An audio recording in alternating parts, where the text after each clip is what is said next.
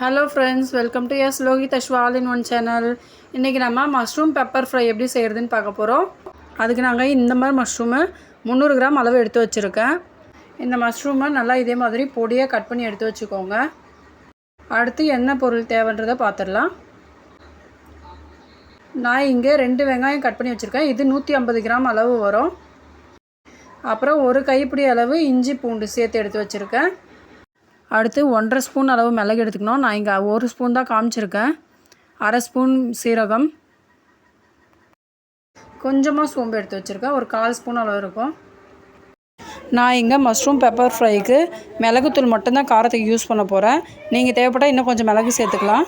நான் stove on பண்ணி கடாயை வச்சுருக்கேன். இதில் 3 ஸ்பூன் அளவு எண்ணெய் விட்டுக்கிறேன். இந்த பெப்பர் ஃப்ரையோட டேஸ்ட் வந்து நம்ம சிக்கன் ப்ரான்லாம் செய்வோம் இல்லையா, அந்த மாதிரி டேஸ்ட் இருக்கும். இதை கண்டிப்பாக நீங்களும் ட்ரை பண்ணி பாருங்கள். செஞ்சு பார்த்துட்டு நல்லா இருந்தால் எனக்கு கமெண்ட் பண்ணுங்கள். இப்போ இது கூடவே நான் 1 ஸ்பூன் அளவு நெய் விட்டுக்கிறேன். இது வாசனைக்காக தான் விடுறேன். உங்களுக்கு வேண்டாம், நெய் வாசனை பிடிக்காதுன்னா நீங்கள் ஸ்கிப் பண்ணிக்கலாம். ஓகே, எண்ணெய் காஞ்சிருச்சு. இப்போ நம்ம கட் பண்ணி வச்ச வெங்காயத்தை சேர்த்துக்கலாம். இது பாதி அளவு வதங்குற வரைக்கும் வெயிட் பண்ணுவோம். இதை நல்லா எண்ணெயில் கலந்து விட்டுருங்க. இது பாதி அளவு வதங்கி வரட்டும். அதுக்குள்ளே நம்ம எடுத்து வச்ச இஞ்சி பூண்டை இடித்து எடுத்துகிட்டு வந்துடலாம். இது நீங்கள் பொடியாக கட் பண்ணியும் சேர்த்துக்கலாம். வெங்காயம் பாதி அளவு வதங்கிருச்சு. இப்போ இந்த ஸ்டேஜில் நான் இடித்து வச்ச இஞ்சி பூண்டை சேர்த்துக்கிறேன். இஞ்சி பூண்டு சேர்த்துட்டு நல்லா ஒரு முறை கலந்து விட்டுக்கலாம். ஓகே, நல்லா கலந்து விட்டாச்சு. இது நல்லா வதங்கி வரட்டும். அது வரைக்கும் வெயிட் பண்ணுவோம்.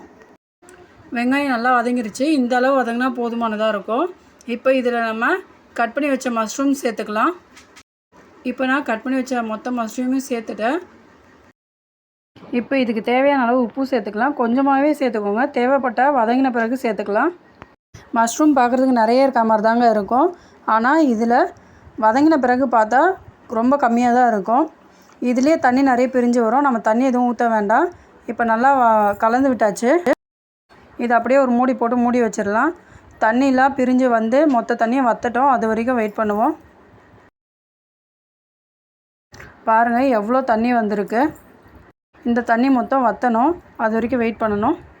இதில் தண்ணி நல்லா வற்றி வரட்டும். அதுக்குள்ளே நம்ம எடுத்து வச்சுருந்த மிளகு, சீரகம், சோம்பு இதெல்லாம் தனித்தனியாக இடித்து எடுத்துகிட்டு வந்துடலாம். அதை நீங்கள் ஒன்றா சேர்த்து மிக்சியில் போட்டு பவுட்ரு பண்ணி எடுத்துக்கலாம். பாருங்கள், தண்ணி இப்போ நல்லா வற்றிருக்கு. இப்போ நம்ம இந்த ஸ்டேஜில் பொடி பண்ணி வச்சுருந்த மிளகுத்தூள் ஃபஸ்ட்டு சேர்த்துக்கலாம். அடுத்து அது கூடவே சீரகத்தூள் சேர்த்துக்கலாம். அதுக்கப்புறம் சோம்புத்தூள். இது எல்லாத்தையும் ஒன்றா சேர்த்து நல்லா கலந்து விட்டுருங்க. இந்த மஷ்ரூம் பெப்பர் ஃப்ரை எல்லா விதமான வெரைட்டி ரைஸ்க்கும் பக்காவான சைட் டிஷ்ஷாக இருக்குங்க. இது அப்படியே இருக்கட்டும். கொஞ்ச நேரம் மூடி போட்டு மூடி வச்சு அப்படியே இன்னும் கொஞ்ச நேரம் வதங்க விடலாம்.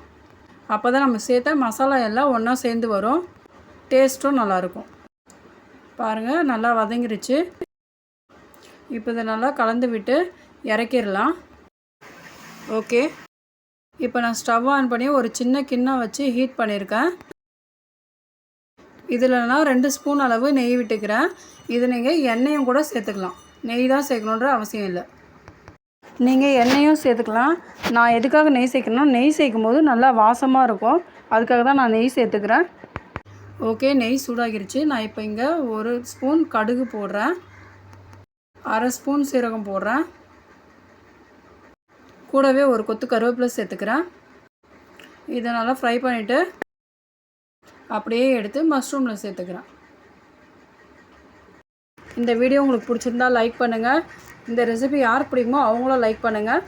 செஞ்சு பார்த்துட்டு நல்லா இருந்தால் கமெண்ட் பண்ணுங்கள். வேறு யாருக்காவது யூஸ் ஆகும்னு நினச்சிங்கன்னா அவங்களுக்கு கண்டிப்பாக ஷேர் பண்ணுங்கள். நான் போடுற எல்லா வீடியோஸும் உங்களுக்கு பிடிச்சிருந்ததுன்னா என்னோடய சேனல் சப்ஸ்கிரைப் பண்ணி வச்சுக்கோங்க. அப்படியே பக்கத்தில் இருக்க பெல் ஐக்கான் கிளிக் பண்ணி வச்சுக்கோங்க. நான் போடுற எல்லா வீடியோஸும் உடனே பார்க்கலாம். தேங்க்ஸ் ஃபார் வாட்சிங்.